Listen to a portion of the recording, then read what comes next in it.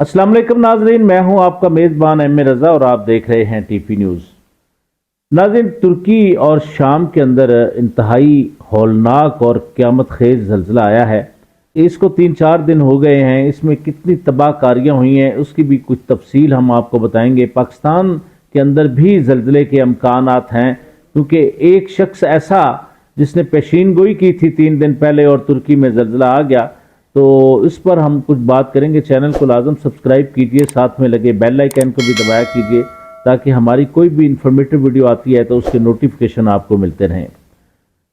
नाज़रीन, 3 फरवरी को तुर्की में एक पेशीन गोई आती है, एक इदारा है, उसमें उन्होंने ये पेशीन गोई की कि तुर्की के कुछ इलाकों में इंतहाई हौलनाक ज़लज़ले के अमकानात हैं। तो 3 दिन बाद ज़लज़ला आ गया। इस ज़लज़ले की शिद्दत इंतहाई ज़्यादा थी, क्योंकि इसमें 7.9 पर ज़लज़ला आया, जो कि इंतहाई ख़तरनाक ये समझी जाती है इसकी शिद्दत। तो ये तकरीबन तुर्की के जो कुछ इलाके हैं वहाँ से इसका जो मकाम था ज़लज़ले का वो था 17 किलोमीटर के लगभग। तो नाज़रीन, एक इदारा है SSGOs, उसमें एक शख्स हैं जिन्होंने ये पेशीन गोई की थी। तो उन्होंने ये कहा था कि उनका नाम है प्रांग होंग्स बेट्स। तो गलती इसमें नाम चूँकि डिफरेंट होते हैं तो नाम के अंदर कोई गलती हो तो इसके लिए माफ़ कीजिएगा। उन्होंने ये पेशीन गोई की थी कि तुर्की के अंदर इतनी शिद्दत का ज़लज़ला आएगा। तो नाज़रीन, आपने देखा कि तुर्की के अंदर ज़लज़ला आया तो इंतहाई तबाहकुन ज़लज़ला था। इसमें अब तक जो एक रिपोर्ट आई है, इसमें 15,000 से ज़ायद अमवात हो चुकी हैं और जो ज़ख्मी हैं लोग उसमें 53,000 के करीब बहुत बड़ी तादाद होती है। मेरे ख्याल में तुर्की की तारीख का ये सबसे बड़ा ज़लज़ला है। इससे पहले इस लेवल पर ज़लज़ला नहीं आया। तो इसमें ये समझ लें कि सिर्फ तुर्की के अंदर 12,391 या 92 लोग हलाक हुए हैं। और अगर हम शाम की बात करें तो सिर्फ शाम के अंदर तकरीबन 3,000 के करीब लोग इस दुनिया से रुखसत हो गए। माज़रत के साथ, चूँकि यूट्यूब की एक पॉलिसी है, इसमें हम कुछ इस तरह की वीडियो है जो कि इंतहाई दर्दनाक वीडियोस वहाँ से आई हैं, वो वीडियोस हम आपको नहीं दिखा पाएंगे, क्योंकि यूट्यूब और फेसबुक ये इस तरह की वीडियो को नहीं दिखाने की इजाज़त देते।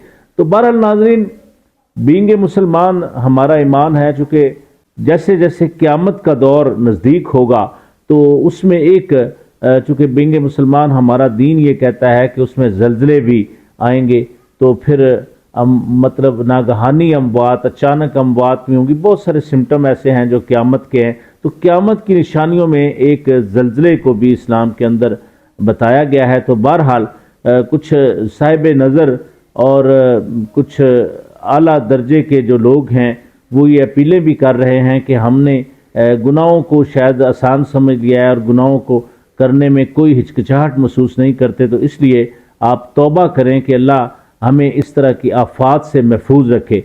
बहरहाल जिस पेशीन गो का मैंने जिक्र आपसे किया, तो उन्होंने एक ये भी पेशीन गोई की है कि पाकिस्तान के अंदर भी ज़लज़ले आ सकते हैं, जिसमें सबसे ज़्यादा ख़तरा उन्होंने जो बताया है वो मैं सादे अल्फाज में आपको बताता हूँ। हमारा अपना जियोलॉजिकल एक डिपार्टमेंट भी है, वो भी इसमें रिपोर्ट्स देता है हमें, लेकिन जो हमें उस पेशीन गो ने बताया है या जो पेशीन गो दावा कर रहा है, तो उसमें उसने इंडिया, पाकिस्तान और अफ़गानिस्तान का जिक्र किया।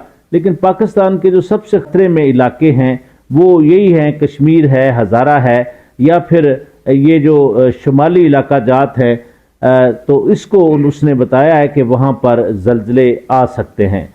बहरहाल हमारे जो जियोलॉजिकल डिपार्टमेंट है उसने इसको 4 ज़ोन में तकसीम किया है। इसमें जो चारों में से पहले 2 तो इतने ख़तरनाक नहीं हैं, मैदानी इलाके हैं, या फिर पाकिस्तान का मतलब कुछ तो हमारे ये इस इदारे वालों का ये भी दावा है कि ज़लज़लों से ख़तरा नहीं है।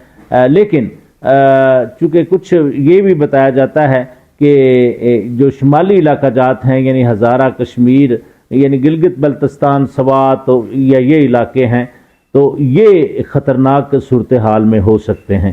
تو اللہ تعالی ہم پر رحم کرے۔ تو ناظرین، میں تھوڑا سا آپ کو بتا دوں کہ ایک رپورٹس ہے کہ جس طرح زمین کی جو پلیٹس ہیں، چونکہ انڈیا کے اندر اور پاکستان اور افغانستان کے اندر سے جو نیچے سے زمین کی پلیٹس گزرتی ہیں، تو جب وہ پلیٹس ٹوٹ پھوٹ کا شکار ہوتی ہیں تو پھر وہ جو دباؤ ہے، وہ دباؤ جب باہر آتا ہے تو وہ ایک زلزلے کی صورت اختیار کر جاتا ہے۔ آپ حیران ہوں گے کہ صرف 1 منٹ یعنی 60 سیکنڈ کے اندر ترکی میں آنے والے زلزلے نے اتنی بڑی تباہ کاریاں کر دی ہیں۔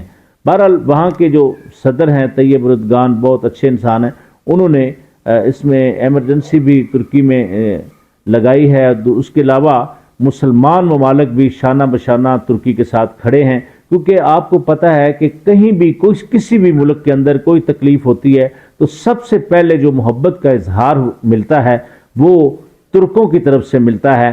تو ترکی ہمارا برادر ملک ہے، اس وقت وہ اللہ کی آزمائش میں ہے۔ اللہ تعالیٰ ان کو اس آزمائش سے نکالے، اور جو لوگ دنیا سے چلے گئے اللہ ان کی مغفرت کرے، اور جو زخمی ہیں اللہ تعالیٰ ان کو جلد از جلد صحت یاب کرے۔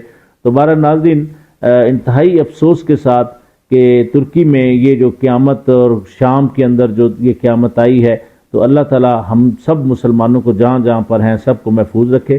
تو آج کے لیے بس اتنا ہی۔ اسی طرح کی نئی انفارمیٹو ویڈیو کے ساتھ ایک بار آپ کی خدمت میں پھر حاضر ہوں گے۔ تب تک کے لیے اپنے میزبان احمد رضا کو اجازت دیجیے۔ اللہ حافظ۔